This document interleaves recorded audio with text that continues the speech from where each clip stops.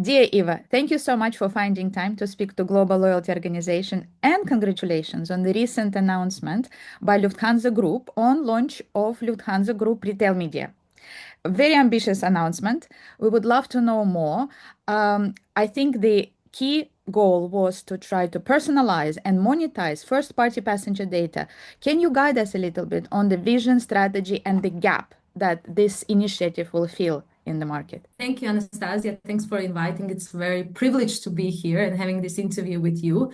And yeah, I'm super excited because we completely relaunched something we used to have in a company, but definitely we are going into a different direction. So it is a start of a very, very exciting journey for us. I was 15 years in advertising industry in the airline side, and I think I had this privilege to see how actually advertising changed tremendously changed. So if you see before the social media disruption, and after social media disruption, it's two completely different worlds, right? Today, if you think about advertising on ground, it's so noisy. I sometimes feel, I feel the advertising is so chaotic nowadays because it's so much things happening in the market.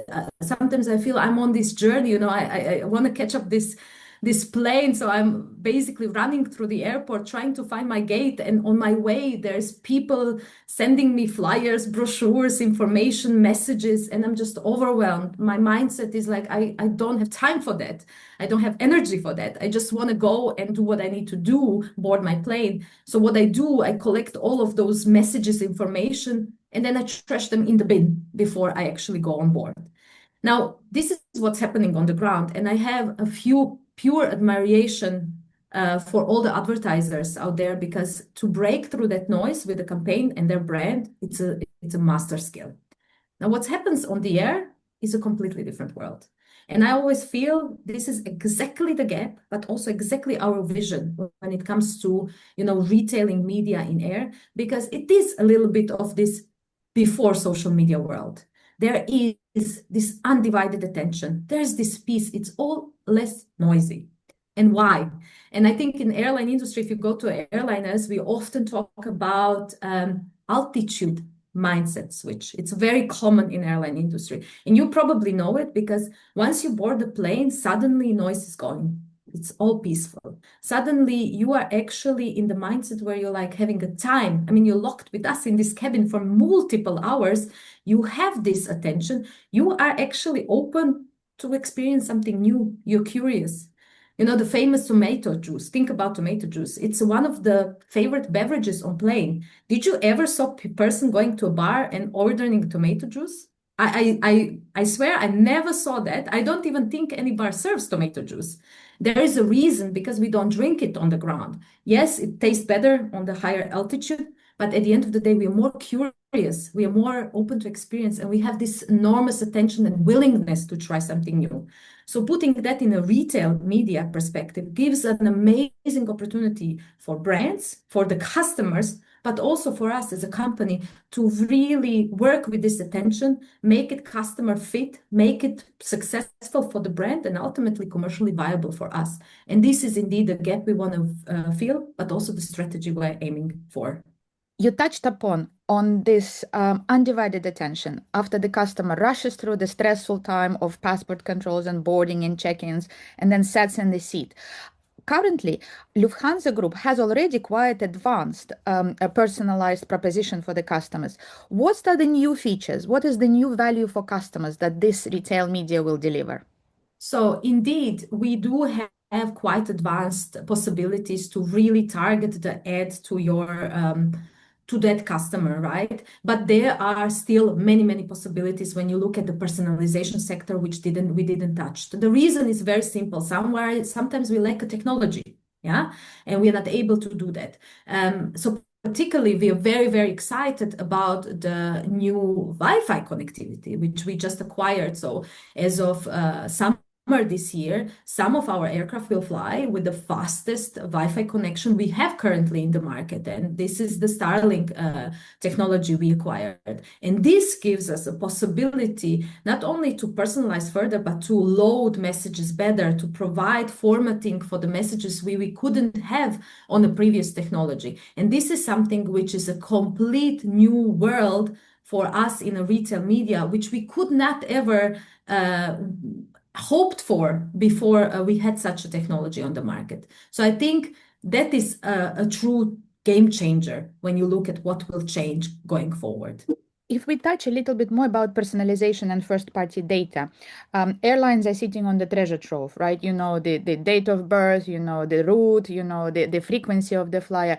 Can I ask you to what extent, how deep you're gonna personalize the messages on the screens? Is it going to be adjusted towards each passenger individually, or it's going to be adjusted per route? What is your thinking currently?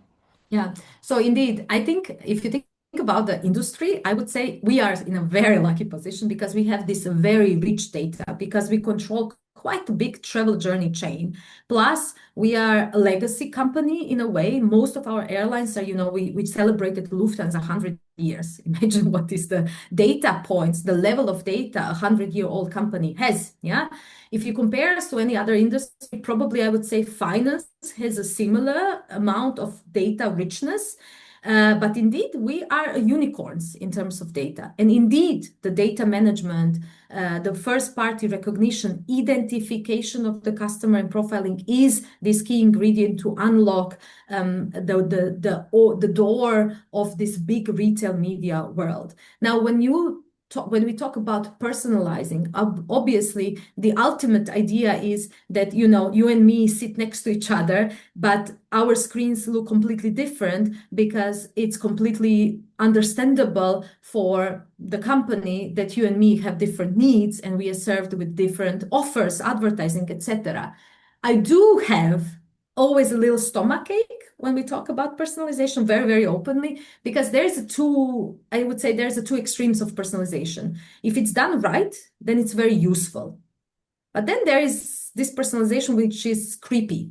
I don't know if I think internet has been really, really showing us this creepiness of personalization where you almost feel you're stalked, right? You're stalked by your former boyfriend you just dumped, né? And suddenly you feel they know everything about you and they're following you and it's completely irrelevant.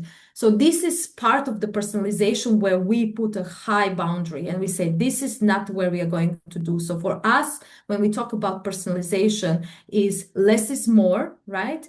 Context matters. The data management extremely matters in way how we profile, how we segment, and what then we serve, because we never want to go on this other extreme of personalization. Obviously, the personalization is one pillar of your strategy. The second one is monetization, because the idea, of course, is to increase the profitability, increase the overall financial standing.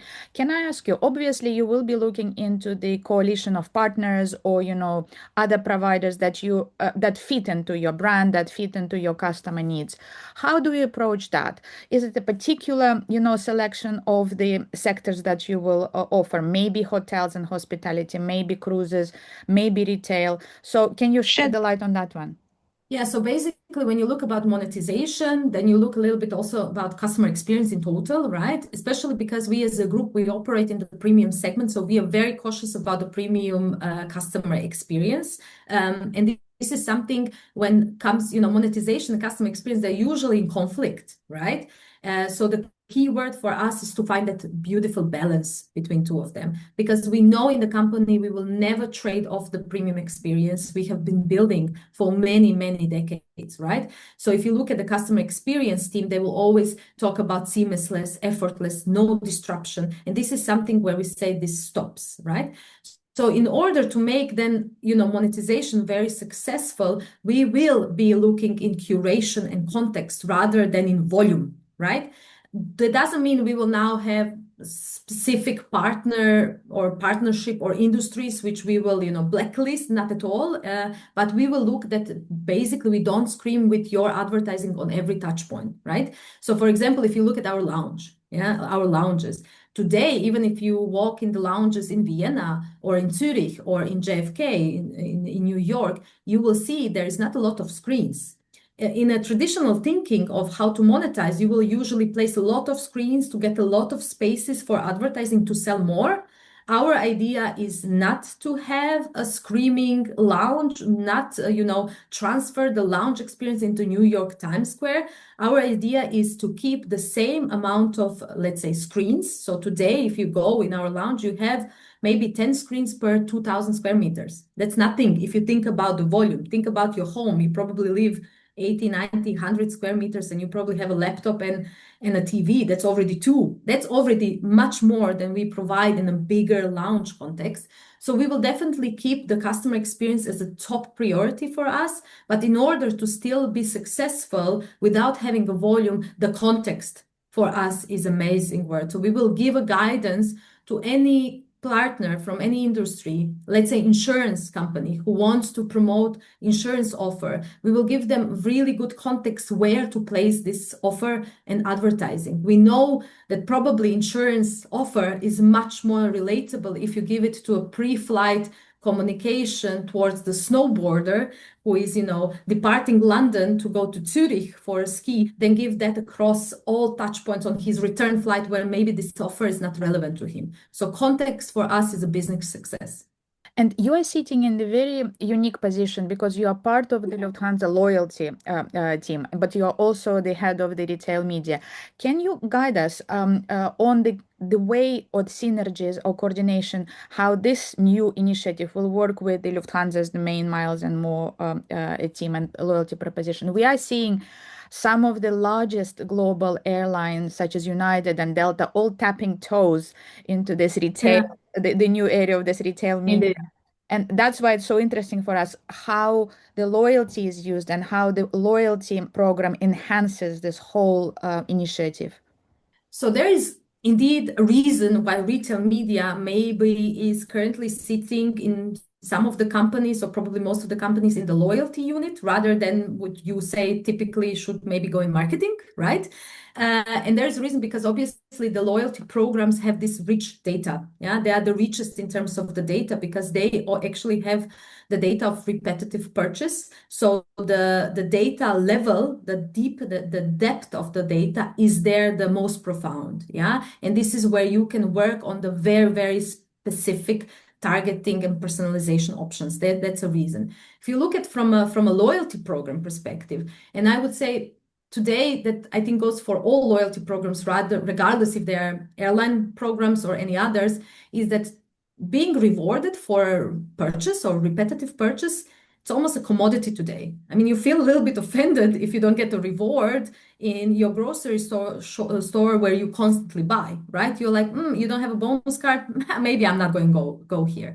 So for us for us in the loyalty, if you look at the loyalty program, it has been always a very significant portion of thinking that we have to embark or move from this very transactional way we have with the customer, right? And give additional value to the customer because we are going to lose the competitive edge in this competitiveness of the loyalty program. So if you look at the Miles and More program, I think what for the last decade, they have been very, very successfully moving from transaction into very much an engagement, deepening this bond with the customer. Today, if you look at the Miles and More app or loyalty program per se, it's much more than a flying airline loyalty program. It's almost like a daily companion.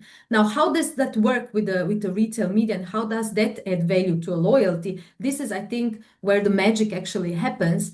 And if I can put that very concretely for you, if you would look at our frequent flyer who, for example, books the flight to Tokyo, he wakes up the day before he has to fly to Japan. He's definitely not excited about the amount of miles he will accumulate on that flight. I mean, it's given to him. You're not excited about those things anymore. Maybe 10 years ago. Now you're like, I expect that, right? But he's very much excited on the experiences he will probably enjoy in Japan. For us, that means, especially when you look into the data of that frequent flyer passenger we have in Masimo, we absolutely know with your consent what you have been doing and consuming. We know, for example, that he has been burning his miles for the fine dining experience, or purchasing the best selection of wine in our retail shop. It gives us a signal that this customer is actually interested in maybe having a very good dinner, premium dinner in Japan. So what he will experience on his flight to Japan is not only the fact that he will get miles for that, like very transactional point of view. He will probably be served on the with the ad on the screen promoting, the one Michelin star chef sushi restaurant in Japan, which he can book directly from that seat whenever he has time in Japan to experience that. And I think this is so much valuable for the customer because although he understands it's advertising, it comes across almost as a recommendation, as a tip. For us in the loyalty segment, that means we create an additional value than a typical transactional commoditized value, and our bond is increased. So repetitive possibility for repetitive purchase is much higher. Completely agree with you on loyalty moving from the transactional experiences to the emotional experiences. Obviously, the launch of the retail media is a huge project, multi-year project. But for us on the outside of the Lufthansa Group, what next steps or what next announcements we should be looking for in the coming 12, 18 months from you? Yeah, so indeed, we are a big company. We launching something big which involves retailing media across 9 airlines. Yeah, in a multi-layered organization is something which we take time. So what you will actually experience is a rather step-by-step approach. And I think outside of little Lufthansa Group universe, especially in this year, are maybe two big launches. So we already launched 1 month ago the amazing opportunities we offer to brands and companies to advertise on our super fast, the fastest internet connectivity on board, which will start in summer this year. So this has been already communicated, and I'm very, very grateful to see a huge demand. So I'm really also excited that also other non-airline industries understood the possibilities and opportunities of that technology for us. Moving forward, autumn this year, and this is, I think, something which at least brings a lot of joy, but also a lot of workload in my team. We will be launching completely different media opportunities than we ever had in 3 new lounges we are opening towards end of the year, beginning of the next year. And those are the lounges in New York, Washington, and our hub Zurich. And I think this is something which will be communicated obviously publicly and will give different possibilities for brands to engage with the customers in our premium lines or our premium customers. And the last end of the year, obviously moving into 2027, we will be launching a media kit, something which we always do in the retail media, but this time with a little spin. And I will not give you that information because it's our secret ingredient on how it will look and what will entail. So I would say stay a little bit curious because end of the year we will be launching completely new, different media opportunities in general for 2027. Yeah, look forward. We will stay tuned and Yeah. definitely would love to have you back by the end of the year and shed the light upon the first results and the first experiences from your Yes. launches and digital media. Yeah, and look forward and the best of luck on such a interesting project. Thank you, Anastasia. Thank you.